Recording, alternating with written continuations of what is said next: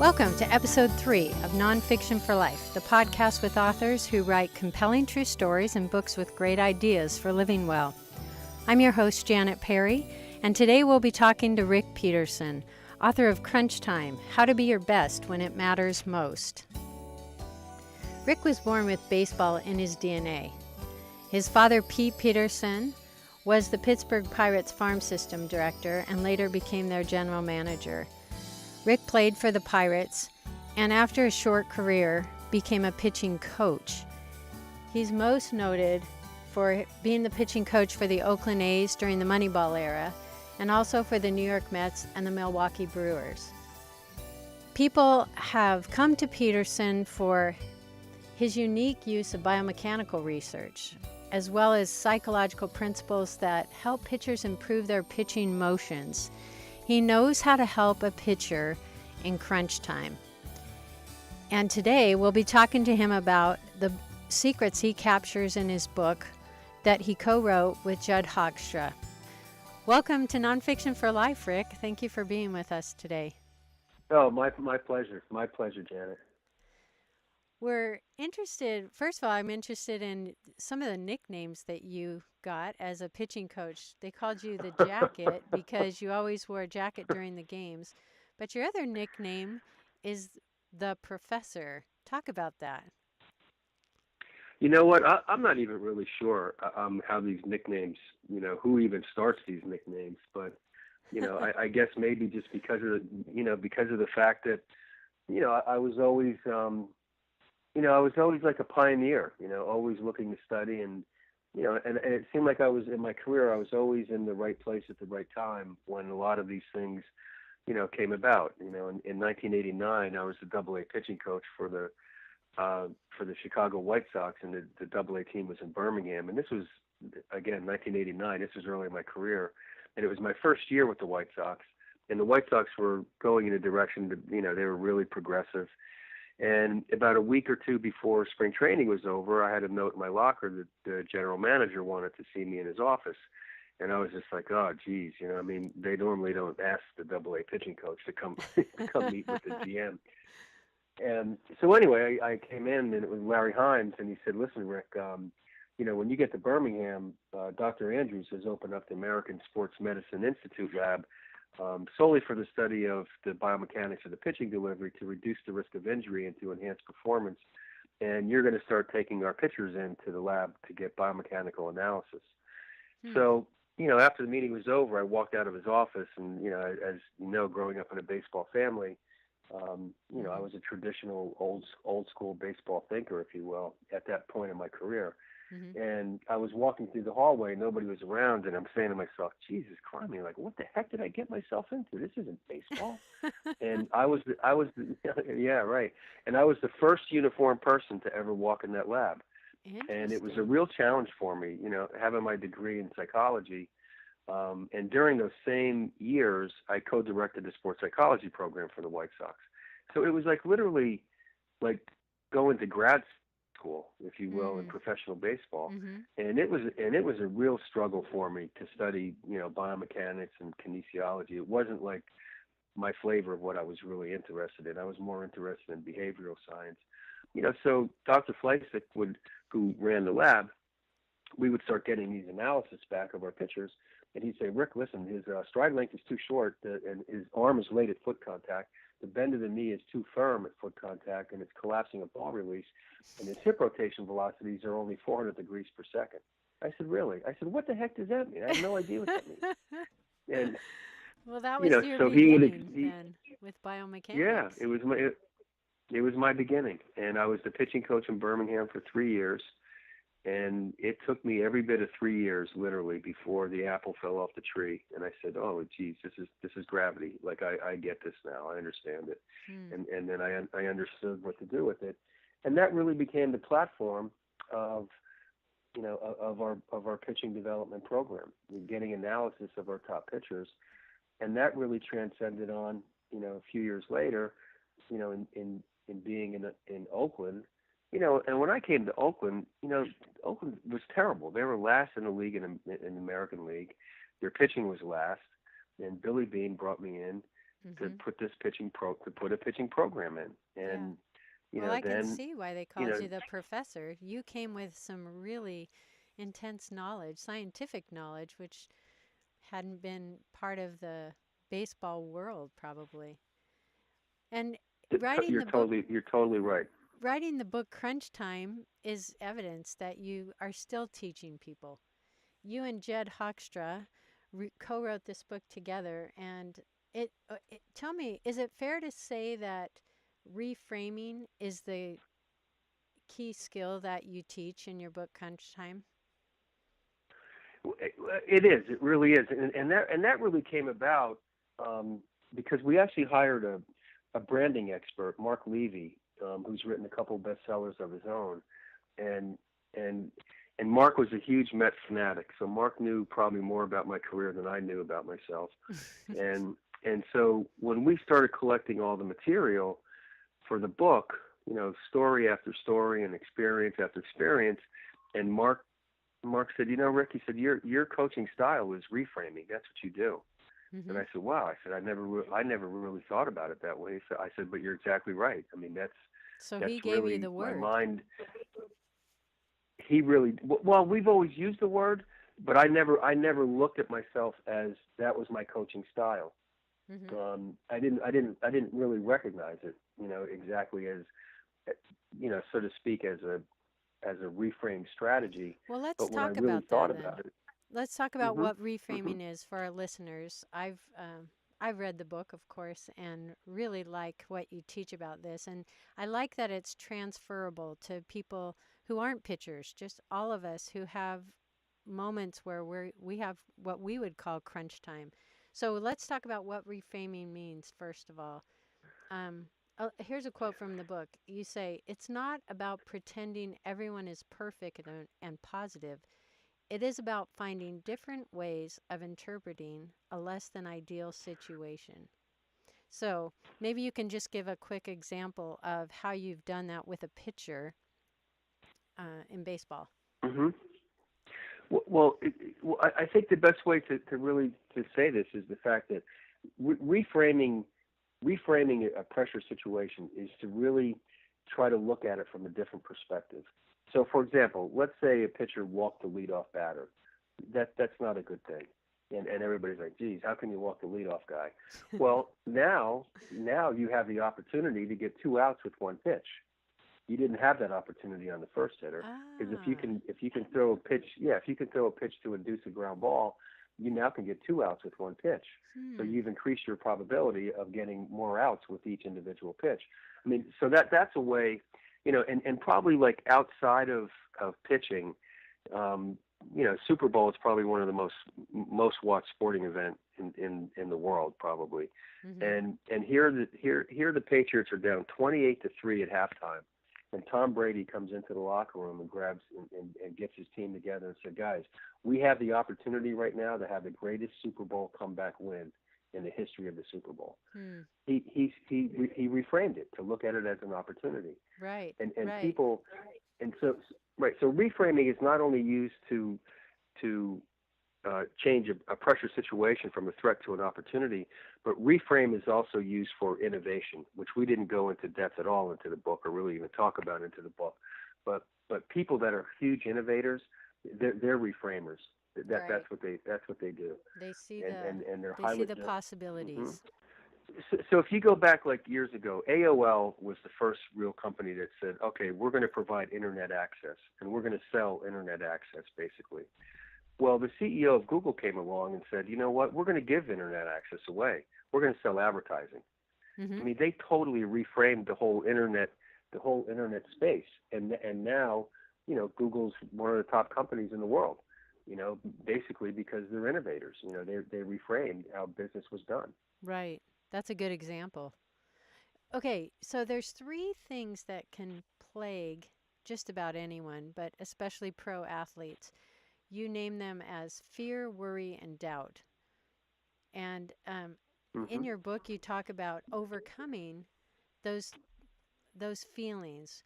Tell us maybe about probably the first one that you talk about. Try easy. What does try easy mean? Most of us think of trying hard when we have a difficult situation? Well, I think that the whole concept is you want to prepare hard. You want to prepare at your top level, but in the midst of competition, in the midst of performing, sometimes we have this notion that we have to be better than we've ever been in our entire life. Mm-hmm. And sometimes, when we can really relax and try easy, and one of the things that, and a lot of these concepts are integrated throughout all these chapters, even though we highlight chapters individually. But one of the things that we talk about, that when we start trying too hard, we really put pressure on ourselves. And once we put pressure on ourselves, we start to tighten up. And then what happens, we start to get that dry mouth feeling, your heart starts beating through your chest, your mind is racing. And that's that whole, you hear people say like, geez, the game sped up on me.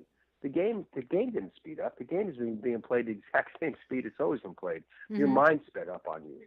Right. And therefore everything else speeds up around you. But when you can try easy, and I think one of the great examples in that chapter was Katie Ledecky, who holds the world record, I think, for the 1500 meter freestyle. And so at the Olympics, they had different qualifying rounds. Mm-hmm. And so she had to have 2 qualifying rounds to get to the finals. So it was obvious, because she was the premier swimmer in the world, that she was going to qualify easily. So her coach said, listen, in order to kind of conserve, our energy and not spend it, really get spent in this first qualifying round, let's break this down into, I think they broke it down into 5, like the first 300 meters, the next 900 meters, and then the next 300 meters. And she said, listen, just kind of like pace yourself a little bit, go about, just go about like get a nice flow to yourself and not really try to push it, because you're going to qualify easily. And, the second 900 meters, just kind of get a really nice relaxed pace. And then the last 300 meters, it's your choice. However you feel, you go for it. Well, she broke her world record, and she felt like, I really didn't even push this. I had such a nice, easy flow, and there was such easy tension. And they do the same thing in track. One of the things that they do with sprinters, they take a 90 meters, and they break it down into 3 30-meter segments. Mm-hmm. So they put a cone at the end of the first 30 meters, and they put a cone at the end of the second 30 meters at the 60-meter mark. And the instruction from the track coaches say, listen, get a great start, and then the second 30 meters, just feel like you're floating, and then the last 30 meters, sprint as fast as you possibly can. Well, the floating segment seems to always be the best time, because you get into this rhythm. And I think the same thing, like when you're going to do a presentation in front of a lot of people, that really creates a lot of anxiety for people. And the fact that you're so prepared, if you can really go out there relaxed and just feel like this nice flow and try easy. And one of the things that we suggest is like the kind of a go-to in your toolbox. If you can have maybe at least two like, what do I say, stories, or maybe it's an experience that you had, or maybe it's a clip from a movie that really makes you laugh. Something that really brings out a big laugh. Mm-hmm. And if you can, before these big moments, these pressure moments, if you can get a good laugh going, and I got to tell you, like, that in the brings postseason, down the tension. It's impossible to feel anxiety and laugh at the same time. Those right. two cannot coexist. You've actually talked about 3 techniques that from your book. You've talked about trying easy, which I think has to go hand in hand with over preparation or repetition. And you use that Katie Ledecky story. The other story, and the third one is the laughter, and we're going to get to that in a minute. But I want you to tell the story of, well, basically the background of Michael Phelps, too, another great swimmer, obviously, how his coach would help him over prepare in all kinds of situations. Really, really fascinating. So his coach had the insight to realize that, some of these events, when you dive into the pool, your goggles may start to shift and water may get into the goggles. And he wanted to make sure that Michael was prepared if that ever happened. So as he was training, he says, his coach says to Michael, says, "Let me see your goggles." So Michael hands him the goggles, and he drops them on the ground, and he steps on them and smashes them. He said, "Now go ahead and put them Yeah, on." right He before a said, "Because race. you're the right." And he said, "Because this is going to happen to you at some point, in your experience in one of these Olympic races." And sure enough, one of the races, he dove in, and his goggles shifted, and water, filled up, the entire goggles, and he basically swam the race blind, and he Yeah. did it by counting. Yeah, he knew how many strokes it took to get to the wall, and he basically just counted the strokes. Right. I mean, which is just incredibly, over prepared. There's so many stories that didn't get in the book, and I think one of the other stories that was really fascinating, that it was really challenging to get into the book because we were limited by how many words, was when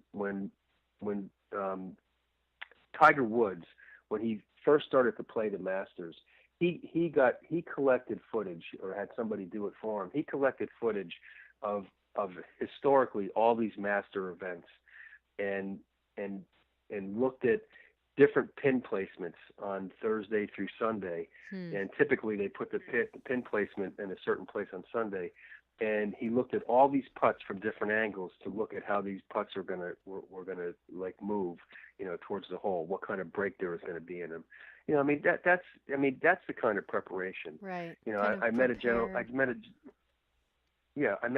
yesterday who he does this elite training. Anyway, with the long story short, there's a whole system involved. I can't remember who the doctor was that put it together, but he's one of the top neuroscientists in the world, and this whole developing neuroplasticity. So what they do is they have these sensors, and there'll be two right in front of your face, and then there'll be two like off to the side, and then there'll be two up off to the side into the corners. And so what they do is they flash very quickly, like a symbol on each one of these sensors, and one symbol is slightly different than the other, and you have to try to recognize this as quickly as you possibly can. Well, that's the kind of training that Tom Brady uses, and they actually train how fast the brain can recognize these symbols very quickly. And Brady has the highest score of anybody that uses this system, and he's been using this for 5 years. Incredible. Yeah, well, it explains why he can handle any kind of chaos. If you prepare for the worst and you get familiar with chaos and things you won't expect, then you're going to have a lot of confidence and be able to relax. The third thing that you talked about was laughter and reframing things with humor. And I think we could give a lot of examples, but I'd love you to share the example of you and Izzy, or Jason Isringhausen, on the mound when he was in a clutch situation. I think the way you used humor there was fabulous. Can you tell that story? Yeah, absolutely. So Jason Isringhausen, known as Izzy by his teammates and friends, was our all-star closer in 2001, right during the Moneyball era. And so we go into Yankee Stadium during the season, and we have a 1-run lead in the bottom of the ninth inning, and we bring in Izzy to close out the game. So first pitch to Bernie Williams, home run, tie game. First pitch to David Justice, homer. It took 2 pitches. It was literally as if Izzy was like struck by lightning, literally. And he was devastated. Sure. So the next day he comes to me in the locker room, and he said, "Rick, I can't do this tonight. I can't go back out there right now. I need a few days." I said, "All right." I said, "Great." I said, "But Izzy, we're in a pennant race. We can't send you to the Bahamas for 2 weeks and go windsurfing. We'll give you a few days, but understand that everyone has setbacks, and you've had many setbacks in your career, and the opportunity for a setback is to prepare for a comeback. So we'll take a few days to prepare to get you back out there. So let's get our mind and our bodies and our body and our emotions, back in check. So you can get back out there as our all-star closer." So a couple days later, we have a big win. And after the game, Izzy comes to me in the locker room. He said, "Hey, I'm the closer on the team. That's my job. I want my job back." I said, "Hey, welcome back. Good to see you again." I said, "We'll get you in there tomorrow night." So he comes in and gets the save, and, he picks up right where he left off as the all-star closer. Well, fast forward, we go into Yankee Stadium for the postseason playoffs. And I got to tell you, there's no place like Yankee Stadium in the postseason. That's why they call it the Big Apple, without question. So we have a huge win in Game 1. And Game 2, with a 2-run lead in the bottom of the ninth, we bring in Izzy to close out the game. Well, he's got to go through David Justice and Bernie Williams. So Bernie leads off with a double, which was a slight improvement from last time. He walks Tino Martinez, and right after the walk, Jason Giambi runs over from first base to talk to Izzy. So I'm watching from the dugout, and I said, it's time to push the pause button. I got to go out there. So I get out to the mound, I put my hand on his shoulder, and he's literally quivering. He's shaking. I said, Izzy, are you okay? He said, Rick, I can't feel my legs. I said, yeah, but the good news is we don't need your legs to kick a field goal. I said, we need your arm to make a pitch. I said, Izzy, you're an all-star. Glove. Simply hit the glove one pitch at a time. You could do this. Well, he smiled, and I could feel his mind get calm and relaxed, and I could feel this confidence, this look in his eye. So I get back to the dugout, and Art House said, like, well, how is he? How's he doing? I said, Art, I don't know. He can't feel his legs. He's like, Jesus, Climby, are you kidding me? So anyway, he strikes out Posada. David Justice pops up, and then he pops up Brocious to close out the game. So it was like a huge win for the A's, but it was a huge moral victory for Izzy. Right. So after the game, I would normally sit in the dugout a few minutes after the game was over and fill out my notebook. I put some notes in there about the game. So as I'm sitting there filling out my notebook, I look down and someone's standing in front of me, and I could tell by the shoes, just looking at the shoes, that it's Izzy, right? Right. So I look up at Izzy, and he like takes a deep breath, and he's literally got his eyes are swelled up with tears. And I stand up, and I'm looking him in the eye, and I get all choked up. And I put my hand on his shoulder. I'm going, Izzy, there's no crying in baseball. Come on. That's a great story. Let me the finisher, which was awesome. So after we were in the locker room, I said, Izzy, what did Giambi say when he came over to talk to you? He asked me if I was okay, and I said, gee, I can't feel my legs. And Giambi looks at the sellout crowd in Yankee Stadium. He like pans the crowd, and then he looks back at Izzy. He goes, dude, just relax. It's okay if you screw this up. Nobody's watching. He's getting humor from both of you. From everybody. That's great. Right. So let's just talk about a couple more tricks that you put in crunch time to help us. Another idea that you put forward is traveling in time, in our minds, travel in time, to focus on the outcome rather than the process. So you have a couple great stories, one about Barry Zito and another about Rivera. Choose one of those stories and tell us how you taught them to travel in time. Well, the Mariano Rivera story was a story that we really just got from research. But the Barry Zito story, I think, is really fascinating because he came to spring training to the big league camp, and as a rookie, it was his first spring training ever in his career, and he pitched phenomenal. But we knew when we started spring training, he was not going to make the team out of spring training. We just felt like, he's too young right now. We want him to get some time in the minor leagues. And at AA and AAA, and at least get his feet underneath him. Even though he was the best pitcher in spring training. But about 3/4 of the way through spring training, we sent him down, and he was scheduled to pitch that day. And I said, hey, listen, this is a huge opportunity for you. I know it's a big blow getting sent down, but you weren't going to make the team in spring training, regardless of how you pitched. But we're going to have this game. We're going to play an early game at 11 o'clock, because I want to watch you pitch today, so I can get back to the major league game at 1:30. So I said, listen, you're going to pitch at the minor league complex, but you can really show everybody how you really handle like a setback, getting sent down today, by how well you can pitch today.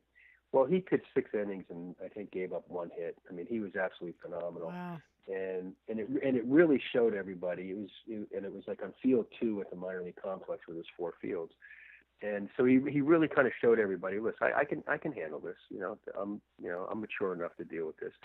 So he came to the big leagues about in June that year, and his first start in the big leagues, he's pitching against the Angels, and we had a nice lead going into the fifth inning. I believe it was like 5-0, 5-1, whatever it was, and so you have to get 5 innings in order to be the pitcher of record to get the win. Mm-hmm. And you could see how focused he was the first 4 innings of just one pitch at a time, one hitter at a time, hit the glove, make the pitch, execute one pitch at a time. That's our mantra. And so he goes out there to start the fifth inning, and he walks the bases loaded. And it's like, all right, I get it. We get it. You just want to finish up this fifth inning to get the win. And it was like, come on, you're not focused on one pitch at a time right now. Your mind is in the future. And so I run out to the mound, and he's got to go through, in my memory, he's got to go through, I think, Mo Vaughn, Tim Salmon, and Garrett Anderson, who are the right through the middle of the order. So I go out to the mound, and I said, Z, do you remember? I think I said something along the lines. I said, do you remember the game that you pitched at the Miami Complex on Field 2? And he said, yeah. I said, well, okay. And I said, listen, you're a great surfer, and it's okay to have waves, but you got to ride them. You can't swim, you can't fight them. And I said, so let's ride the wave here on Field 2. I said, I'm going to go back to the dugout, and the guy I'm going to watch pitch is the guy that pitched on Field 2 that day for the one hitter. And you could just see like his mind, like yeah, okay, I got this, like he went back to a place that he had been highly successful, and oftentimes, right. Players will go back and look at videotape of great games that they've performed, which really takes your mind back to that same place as well. Right. Well, he strikes out the side. He goes to those three, the middle of their lineup, and strikes out the side. And it's a really great technique because it puts your mind in a place of where you've had tremendous success, and you feel this like peace, like overcome this inner peace that overcomes inside of you to realize that, look, I can do this. And, one of the things that we say all the time, all the people that believe they can and all the people that believe they cannot are both right. Yeah. And so right. That's it's absolutely really right. important. So that's a great story about Barry Zito. I love it. Just like surfing those waves in Malibu. That's great. And it's very related to, like you said, reliving your best performances. Even if it like he could think of going back to the waves, or he could think to that game on Field 2, but both of them were places where he excelled. So those are great techniques. Well, I appreciate your time today. Just before you go, though, I just want to ask you a couple more questions about yourself. So you had this degree in psychology and art, which you didn't mention, and you coach pitchers for decades, and you probably never thought you'd write a book, but now you're an author. Give us just a little insight, maybe one thing you learned from writing a book that you would share with other authors who are aspiring to capture their great ideas. Well, I think because of the type of book that we did, it was really a reflection. It really gave me this tremendous gratitude of how privileged I've been in my life. When I and how privileged I've been to be in situations to make a difference in other people's lives. Literally. I mean, that's what I committed to when I first started coaching. That the quality of a person's life is to make a difference in someone else's in a quality way, and I think for everybody who wants to share something that from their personal wisdom is, if it comes from a really place of love. This may sound corny, but if it comes from a place of love, you're going to find the right message from your inner space to share with people, so that people can really reflect and say, yeah, wow, you know what? This really made a difference for me. Because the motivation to do this book was give people some tools that will make a difference in the quality of their life, especially in pressure situations, which we all deal with our daily pressures. Absolutely. And it's the people that have the mental game. That's the one thing I learned early in my life. And that's why I studied, psychology, performance-related behavior, deal with pressure in a successful way, because I knew, like, no matter what skills I would attain, whether it's learning the biomechanics or sabermetrics or statistical probabilities, so on down the line. But if you don't have the mental game, you'll never apply them at the highest level. Right. And that's the difference maker. Well, Rick, I can see why this is taking you to the speaking circuit, because people need to hear your wisdom that you've earned through all these years of coaching. Thank you so much for your time. We appreciate hearing your tips from Crunch Time. That's Crunch Time, How to Be Your Best When It Matters Most by Rick Peterson with his co-author Judd Hoekstra, published by Barrett Kohler. Thank you very much, Rick. Thanks for the privilege, Shannon. I appreciate it. Take care. Take care. For a link to Rick's book, go to nonfictionforlife.com. You can also sign up for our email updates, where you'll get the latest podcasts and blogs about compelling true stories and books with great ideas for living well. When it comes to nonfiction, we believe there's something for everyone.